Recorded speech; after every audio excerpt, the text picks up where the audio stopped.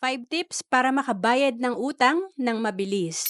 Una is acceptance.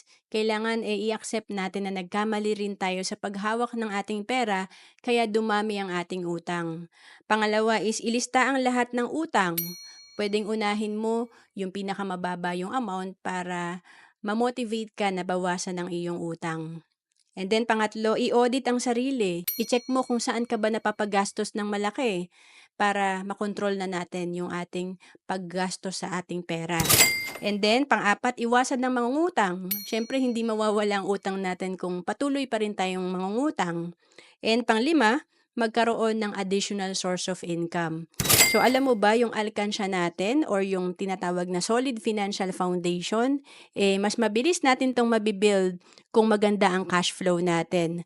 Magkakaroon tayo ng investment, makakabayad tayo ng utang, may emergency fund tayo, meron tayong mga mutual fund and healthcare and life insurance kung madami tayong source of income or maganda ang cash flow natin.